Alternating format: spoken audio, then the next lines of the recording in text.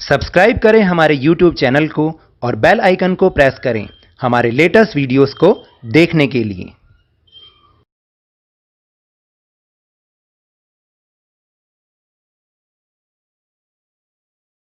Hello and welcome to Lovneesh sir की क्लास। आज की ये शिक्षा निदेशालय राष्ट्रीय राजधानी क्षेत्र दिल्ली की वर्कशीट नंबर 25 जो कि कक्षा छठी के विद्यार्थियों के लिए है। यह ली गई है विज्ञान विषय से और इसमें हम समझ रहे हैं उस पाठ को जिसका नाम है सजीव एवं उनका परिवेश। तो आप जानते हैं कि इस पाठ में अभी तक हमने बहुत कुछ सीख लिया है। आज हम क्या सीखेंगे? आज हम सीखेंगे जीवों की विशेषताओं के बारे में। आपको याद है ना, पिछली वर्कशीट में हमने जीवों के आवास के बारे में समझा था और आज की इस वर्कशीट में जीवों में और क्या क्या विशेषताएं होती हैं उसके बारे में कुछ जानकारी प्राप्त करेंगे। तो चलिए शुरुआत करते हैं मेरे साथ और समझने की कोशिश करते हैं। तो जो पहला टॉपिक है वो है कि क्या भोजन सभी की आवश्यकता है?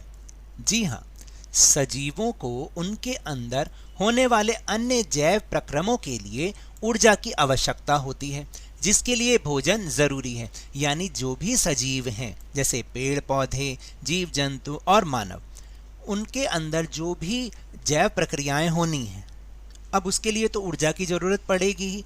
जब तक ऊर्जा यानी शक्ति नहीं होगी तो वो प्रक्रियाएं कैसे होंगी? और इसके लिए भोजन बहुत जरूरी है। भोजन वृद्धि में सहायता करता है, यानी उनको बड़ा होने में सहायता करता है। इसी प्रकार पौधे भी वृद्धि के लिए अपना भोजन प्रकाश संश्लेषण प्रक्रिया के द्वारा करते हैं। जैसा कि हमने पिछली वर्कशीट्स में समझा है कि पौधे अपना भोजन कैसे बनाते हैं। पौधे सूर्य के प्रकाश और पानी और कार्बन डाइऑक्साइड के साथ उनकी उपस्थिति में प्रकाश संश्लेषण प्रक्रिया द्वारा अपना भोजन बनाते हैं। जाना था ना हमने। तो इसी तरह जैसे पौधे भी वृद्धि के लिए अपना भोजन बनाते हैं तो मानव को भी भोजन की जरूरत होती है। बहुत सारी प्रक्रियाएं उनके अंदर होती हैं, जैसे सांस लेना, श्वसन जिसे कहते हैं, उसके लिए भी तो ऊर्जा की जरूरत है। वो किससे मिलेगा? भोजन से मिलेगा। उनके अंदर वृद्धि कैसे होगी? भोजन से होगी। ये भी हमने समझा था जब हमने जो भोजन के तत्व के बारे में जब समझा था जिस वर्कशीट में, तो उसमें ये जाना था कि भोजन के तत्व कितने ज़्यादा जरूरी होते हैं, पोषक तत्वों के बारे में। तो अब हम आगे देखें। तो चलिए एक छोटा सा क्रियाकलाप कर लेते हैं। आओ अभ्यास करें। नीचे दिए गए जीव भोजन में क्या खाते हैं? आपको ये बताना है कि ये जो यहाँ पर जिन जीवों की तस्वीर दी रखी है वो क्या क्या खाते हैं। ये मेरा सुझाव है जो मैंने लिखा है। हो सकता है आपको कुछ और पता हो, आप वो भी लिख सकते हैं। तो जैसे पहला यहाँ पर दे रखा है एक बिल्ली का चित्र। तो ये क्या खाती है? बिल्ली क्या खाती है? तो देखिए बिल्ली क्या खाती है। एक तो दूध, जैसा कि हमें पता है कि बिल्ली दूध पीती है, और दूसरे जानवरों का मांस जैसे मछली, चूहा आदि वो खाती है, यानी वो मांसाहारी होती है। फिर जो दूसरा चित्र है वो है एक चींटी का। तो चींटी क्या खाती है? आप बताइए, चींटी क्या खाती है? तो देखिए चींटी खाती है खाद्य पदार्थों के कण, जो भी हमारे भोजन के पदार्थ होते हैं, जो टुकड़े छोटे छोटे कण होते हैं, वो उनको खाती है। और जो तीसरा चित्र है वो है एक हिरन का चित्र। तो हिरन तो शाकाहारी होता है, तो वो क्या खाता है? पौधों की पत्तियां, घास फूस इत्यादि, ये सब चीज़ें वो खाता है। क्या सजीवों में वृद्धि भी होती है? जी हाँ, सभी सजीवों में दिन प्रतिदिन वृद्धि होती है। वृद्धि के रूप में सजीवों के आकार में बदलाव होता है, जैसे कि आप इस चित्र में भी देख रहे होंगे। और आप अपने आप को भी तो देखिए कि जब आप पहले छोटे बच्चे थे, फिर कुछ समय बाद थोड़ा सा आपके शरीर का आकार बढ़ा, अब और बढ़ा, और कुछ सालों में आप बिल्कुल वयस्क हो जाएंगे, जवान हो जाएंगे, आपका शरीर और ज़्यादा वृद्धि करेगा। तो देखिए यहाँ पर जैसे पौधों के चित्र के द्वारा दिखाया गया है कि सबसे पहले वो बीज होता है, फिर उसमें से अंकुर वो होता है, अंकुरित होता है, फिर उसमें पत्तियाँ निकलती हैं और फिर धीरे धीरे वो एक पौधा बन जाता है। तो इसका मतलब सभी सजीवों में वृद्धि होती है, चाहे वो जानवर हों, चाहे पेड़ पौधे हों, चाहे इंसान हो।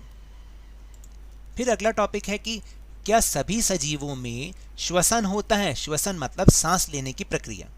देखिए श्वसन सभी सजीवों को जिंदा रखने के लिए आवश्यक है, क्योंकि जितने भी सजीव हैं वो जिंदा तभी रहेंगे जब वो श्वसन प्रक्रिया करेंगे, यानी सांस लेने की क्रिया करेंगे। तो ग्रहण किए गए भोजन से श्वसन के द्वारा ही हमारे शरीर को ऊर्जा मिलती है। यानी जब हम भोजन खाते हैं तो श्वसन के लिए हमें ऊर्जा मिलती है हमारे शरीर को, और उससे हम श्वसन प्रक्रिया करते हैं। कुछ जंतुओं में गैस आदान प्रदान का तरीका भिन्न होता है, जैसे केंचुआ क्या करता है, त्वचा द्वारा सांस लेता है। जो केंचुआ आपने देखा होगा, केंचुआ कैसे, हम तो जैसे मुंह और नाक से सांस लेते हैं, केंचुआ अपनी त्वचा यानी स्किन से सांस लेता है। मछली गिल्स की सहायता से जल में घुली ऑक्सीजन को अवशोषित कर लेती है।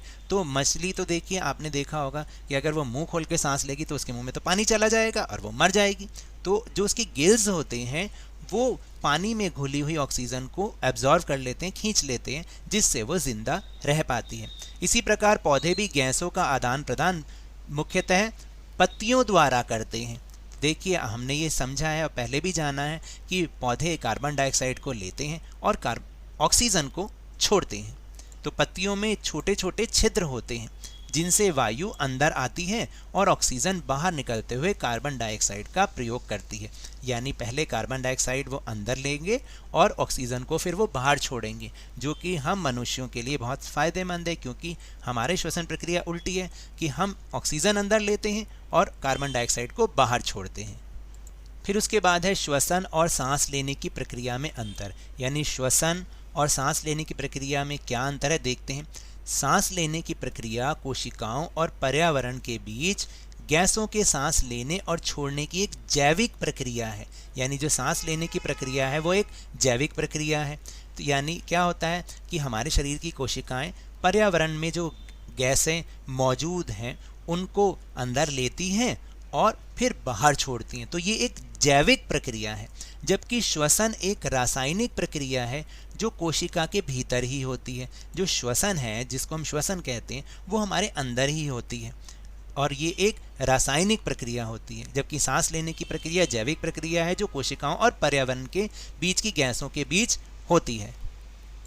फिर इसके बाद है प्रश्न, बहुत आसान सा प्रश्न, किन्हीं 5 चीज़ों के नाम लिखिए जिनमें वृद्धि नहीं होती। तो आप अपने घर में से कोई भी निर्जीव चीज़ें जिनमें सांस नहीं, जिनमें जीवन नहीं होता, आप उनमें से कोई भी 5 चीज़ों का एग्जाम्पल यहाँ लिख सकते हैं। जैसे मैंने भी कुछ ऐसी ही निर्जीव वस्तुएं जिन्हें हम इंग्लिश में नॉन लिविंग थिंग्स कहते हैं, मेज़, कुर्सी, पुस्तक, पेन, बॉक्स, ये 5 चीज़ें, इनमें वृद्धि नहीं होती। क्या आपका पेन जो 1 है, अब अगर आप उसको 1 महीने तक रखोगे वो 2 बन जाएंगे? नहीं बनते। या वो पेन बड़ा हो जाएगा?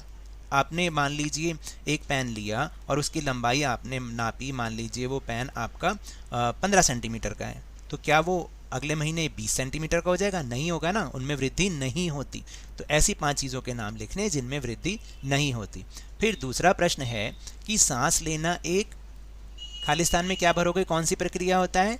जैविक प्रक्रिया है, जबकि श्वसन क्या है? एक रासायनिक प्रक्रिया है। तो इस तरह से ये बहुत दोनों आसान से प्रश्न आपको करने हैं और आपको टॉपिक भी बहुत आसानी से समझ में आ गया होगा, मैं ऐसी उम्मीद करता हूँ।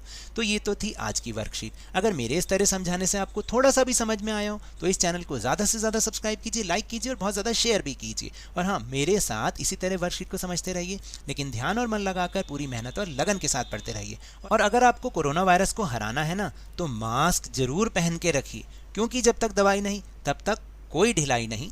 धन्यवाद।